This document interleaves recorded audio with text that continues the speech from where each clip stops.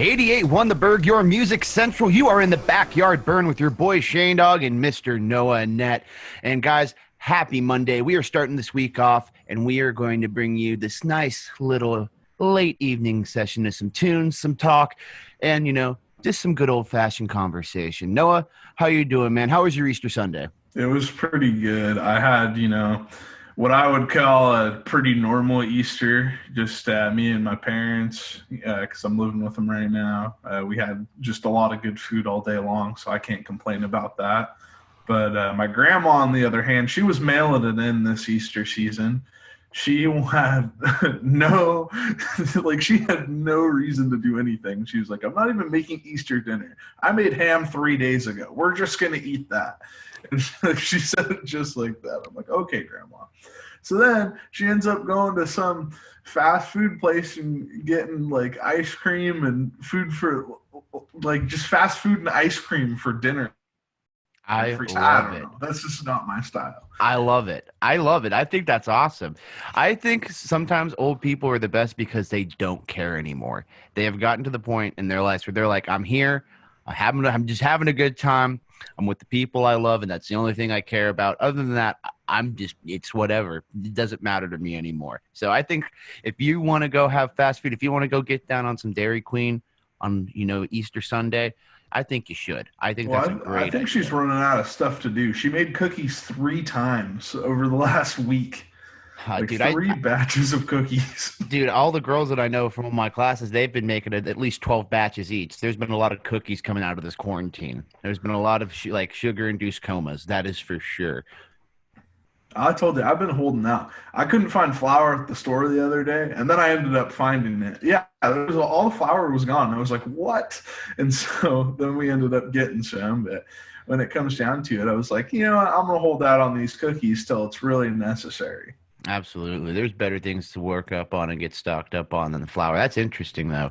My Easter was interesting because my grandpa is from Missouri, and he orders this big, giant ham every single year. It's his thing. He loves making it. And this year, we were like, hey, guess what, Grandpa? We're sorry. We're not going to be doing the whole ham thing. The country club down the road is catering out food. So we got catered out food from this nice country club, and actually was astoundingly exceeded my expectations. Yeah. Usually when you get catered food for a big fancy holiday, it's usually like you're making it in big masses. I don't know what the chef's credentials are. I know when I show up to like Christmas, Thanksgiving, I know the credentials of my mom and my grandma and everybody else in that house, and they got good cooking credentials. The chefs back there, I don't know them. I don't know what type of love they put into that food. I want to have some love in it. You don't trust them. Yeah, I don't trust them. This is Easter meal, man.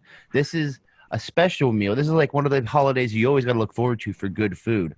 But it was really nice. I got to basically kick back with my grandparents. My grandfather did 35 years in the Army, and Central Washington Rugby played West Point this year. And I pulled up the game, and me and him watched the game and had a big old talk and a great old time. Hung out with my grandma. Spent a lot of time with them, and that was just really, felt really good. I love them so much. They're great. One of the biggest influences in my life, and that's like one of the best parts about Easter and some of these holidays. So we get to see everybody, but it sucks because this year it's kind of put a damper on a lot of people. A lot of people aren't able to go to church. Some people did, which I thought was a little bit risque, but you know what? Like, more power to you. If that's what your thing is and you've got the faith, then you know what? Ride high, my friend. But I knew a lot of people that were, having their church services from their couch for the first time. It's been a weird transition. Easter yesterday was probably one of the weirdest Easters probably in the history in this first half of this 21st century. Like, there's not going to be a lot of other Easters that were like that. Hey, what's going on? We're back on the Backyard Burn. You got Noah Annette here. Alongside me is Shane Dog Peterson. And, what up? Life is going a little different now that I've moved back home with my parents. Nothing too crazy yet. I kind of have like my own little apartment in my house right now. But it's because like we have like an upstairs to our house, and so I'm kind of the only one up here. So it's like right now with the bed that I just moved back from college, we have like 3 bedrooms up here. It's like I could rent my own Airbnb out or something up here. I think you might got a good idea going with that. That's a good way to make some funds. I would do that. Moving back in with my folks has been interesting. I moved back in with my dad and my stepmom, and it's nice because, I mean, moving back home, I live on a 15-acre ranch, so I have a lot of place to go run around and go have fun and kind of go explore and, go out and be in nature and all that fun jazz.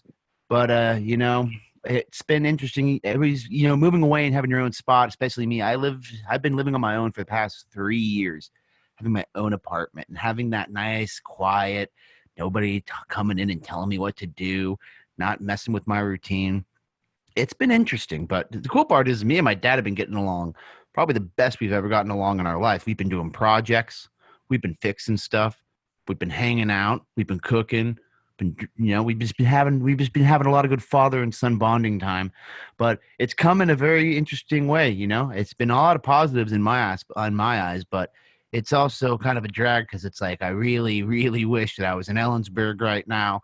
I really wish that I could get a burger from the Tav. I really, really wish that I could go take turns at Snoqualmie Pass, but there's a lot of things that I wish that I can't have. So I'm happy with what I got right now, I guess. Yeah, honestly, that's the best you can do. I'm getting really sick about cooking food right now. And I like to cook food. Like, that's not an unusual thing for me to do. Like, I cook most of the week normally. But, like, I'm a big, like, get pizza once a week kind of guy. And so, like, I kind of need my intake. And so we like, have, like Red Baron or DiGiorno or, one of those box pizzas. Those are just the ones I can think of right now. But one of those now and again. But like, I want to go out and like get some like real pizza. You know what I'm saying? Yeah, dude. I want to go to like Brooklyn's or something. I want to go, have a big party where everybody just gets their own Domino's down in Ellensburg. Those are the spots. I miss that stuff for sure. But the one cool thing is that I know there's no person who's going to argue with me on this. One of the best things about some of us college students moving back home is actually getting home cooked meals from mom and pa. Let me tell you, that has been filling my soul lately. See, that sounds like a good plan, but I make a lot of meals around here.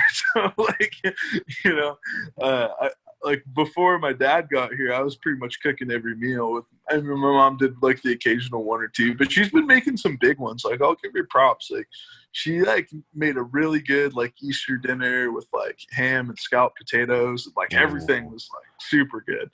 And then she made like a breakfast bake thing she makes, but like she makes like the more complicated dinners, and then I make like the more like the simpler ones, or like some that are just kind of like, it's not that they're like difficult, but they're not like easy either. Kind of those mid-range ones, but that's more what I shoot for.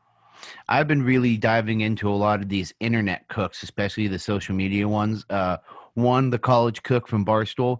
That dude's got some really cool, easy recipes as well.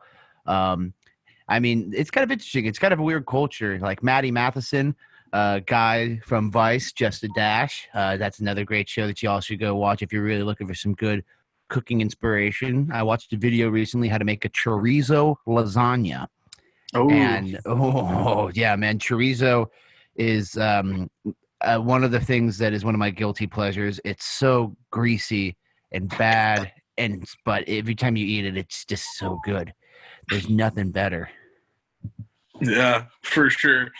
My cat's trying to jump up here with me, but he's dude, put the cat on air. I don't know if the cats can get up here. Let's see. Okay, Cookie. No, he's being a pain. He's like rubbing his face across the coffee table over here. Like, this is the joy of the COVID-19 virus for radio personalities, is we don't get to sit in a nice studio and have everything organized. We have everything coming at us from all different angles. Cookie's like right look there. at that. And then we got this like coffee table here, and then you got a nice setup. But like, dude, you got the setup. The thing is, I can't record from my house because my house just has such terrible Wi-Fi. But I'm at my uncle has a hunting game bag company, Trophy Gulch. If you're into reusable, sustainable game bags for all you outdoor hunters, got a lot of stuff. And I'm here in HQ right now because this is one of the only places that's got good enough Wi-Fi where I can record. And I'm so thankful that my Uncle Phil, shout out Uncle Phil, the real one, letting me come out here and record so we can keep doing the dang thing. You know what I mean? We've been getting a lot of help from a lot of our family, especially me. And I know that I'm not the only one. And I'm sure other people out there are feeling the exact same way. Oh, exactly. Welcome back.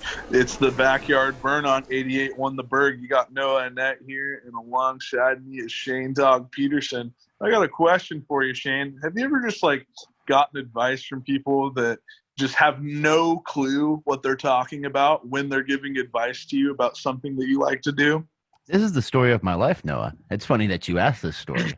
I've been getting unsolicited advice my whole entire life, and I know that nobody's a stranger to unsolicited advice. You know, sometimes you're an athlete, and somebody sees you, maybe throwing the football around, and they're like, "Hey, maybe you should probably, throw your shoulder back a little bit." And it's like, "Hey, have you ever played ball?" Probably not.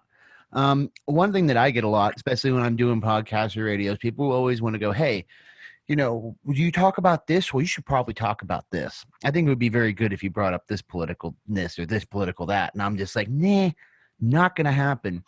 But yesterday at Easter, I had some unsolicited advice that I felt was worth sharing. And because it warms my heart and it shows that he cares. My grandfather, he and I had a conversation about a week ago, and I was throwing around slang terms with him. I explained to him, what did I explain to him? I explained to him what a hype beast was. I explained to him, what's some of the things I said? I explained what a hardo was. When somebody's acting like a try-hard and when they run by, you just go, hardo! Yeah, we never did that at people, but I know what you're saying. Yeah, it's like a thing though. People are hardos. It's like being try-hard. Instead of saying a try-hard, it's the new version of try-hard. Bruh, man, what is there's this there? I just threw every single one at him, and I was just kind of talking about, my whole, what I'm trying to do with radio. I showed him all my stuff, and he decides to type up 3 pages worth of radio liners for me, and I'm going to share them with all of you today because some of these are funny. Some of them are funny. Some of them are good. Some of them are basically out of the 1950s, and that's okay. I thought that it was really well done, and it starts with a note. He said, "Shane, some thoughts on lines for your show that may trigger something that you can use to set you apart from the pack. I've been very impressed with what you've done so far. I think you have a talent. It just may need to be cultivated to maturity." And when he says cultivated to maturity, I don't know if he means to cultivate my skills to grow and blossom into a better DJ, or telling me to be more mature because he's always getting on me for making, jokes about butts and stuff all the time. So I'm not sure, but I'm going to read you a couple lines here that I think you guys would definitely like to know. Dare to know. Homer, the Roman poet, lives in 50 BC. Dare not to know. Shane Dog, 2020 and counting. Yeah, see, I'm not feeling that one. I mean, some of these are good. I love this one. This just in from our correspondents on Jupiter. They just voted Shane Dog's show their favorite DJ and the Burg their favorite sister planet station in the cosmos. Some of these are hilarious. I love these. I don't know about you. Some of them are just so original. But I understand it's kind of funny because when you listen to broadcasts back in the day, traditional DJs back in the day, this is what it used to be like. Rock and sock'em jocks, you know what I'm saying? I picture all the old jocks, wearing the suits. They always were smoking a cigarette back in the old movies. They have little crank things to make little noises, have little flutes. They're making all the sound effects. That's what I think about when I get this stuff. And it's nice to get some of this stuff because it basically kind of reminds me about where broadcasting and some of this stuff's even come from. Yeah, see, I'd rather more model my broadcasting style off of Frank the Tank from old school when he's finally the DJ at the end. That's more me than anything else. Yes, Frank the Tank is awesome. It's so good when it hits your lips. Yeah. I try to model my persona and DJ style off of Nardwar, the human Servite. If you don't know who Nardwar, the human Servite is, He is an amazing human being. He's actually a Canadian broadcaster out of Vancouver, BC, and he is a guy that has basically revolutionized like the way you interview artists. He has some of the best interviews in the whole entire world. One of his really good friends and somebody that he's interviewed like 13 times is Snoop Dogg. He's just got friends with everybody, and he's a weird dude, and he has these suits that his mom makes for him, and they're all wacky. And I want to be famous enough that I can wear wacky suits and wear like rhinestone cowboy suits and have nobody really bat an eye. Yeah, I guess, man. See, I don't know if I'd want rhinestones on my suit. That's not really my style. Uh-oh. But that's gonna be my wedding suit. I'm telling you, any girl that decides rhinestones? I swear, I want like an old school like rhinestone cowboys. I want to look like Glenn Campbell rolling into my wedding. All right, that's gonna be the song that just plays at your wedding is Rhinestone Cowboy. That's how I'm gonna come down the aisle. I'm just gonna come down on a horse. It's a rhinestone cowboy, and then it's just gonna be me. And then everyone in the aisles is just gonna go like, "Yeehaw!" and like, wear cowboy hats. Yeah, brother. I can see it all happening. That literally just sounds like a wedding from like up the road from where I live at. Like that's something that normally would happen over here. That is a normal wedding and occasion here in Placer County as well. That is for sure. 88.1 The Burg, your music central. You are here in the Backyard Burn with your boy Shane Dog Peterson and Mr. Noah Annette. And the fire's getting low. It's time to call in the dogs. Mr. Noah, it's been good talking to you today, man. What do you got going on this week? Well, I think I'm going to try to do some like schoolwork, some paper-wise schoolwork. And because I kind of saved all that. I already did my test last week. I wanted to be ahead, but I wanted to be behind to get ahead. It's kind of this weird strategy I have. But when it really comes down to it, I have this one little story I want to talk about while we round out the show here. Fire away. And so my dad was organizing his CDs the other day. He's a big CD guy and a big CD movie guy. And like he doesn't want to like get digital music. That's not really his style. He likes the old CDs he can play in his truck and all that sort of stuff. And he's at the end of the alphabet, and he's like, first off, he's like wondering where to put songs that have numbers to start off with. And I'm like, oh, either put them at the beginning or the end. And he's like, okay, I'll put them at the end. And then he goes, P comes after Q, right? And and I go, Dad, I think it's the other way. And he's like, oh, I don't really use the alphabet much anymore. And I go, that is true, Dad. And then he's like, but he had it like right the first time and then double backed. And then, like just Q and P were giving him a hard time while he was organizing his CDs. It sounds like the quarantine's starting to get to his head a little bit. I mean, I would be lying if I said I don't do that stuff like all the time because I'm dyslexic. Yeah. But I mean, your dad's a pretty smart cat. He's a crab fisherman, right? He does cod and pollock right now, but cod and pollock. He like just got over here the other day, like probably a couple weeks ago, and but I can't really blame him. He's like on a boat most of the time, and like he doesn't really like use like the alphabet or like numbers. He's all the only alphabets that I need to know is north, south, east, and west. Like I can't get mad at him for it because he doesn't like use that stuff. Oh, absolutely. I mean, it would be the same for my dad probably. He's a contractor, so he doesn't really use a whole lot of the alphabet. He's using numbers and just telling people what to do. But guys, it's Monday evening. Please go make some time to go say hi to your friends. Get on a Zoom chat, kick back with some friends, and have a nice conversation, just like you'd be kicking it in the backyard at a little bit of a burn.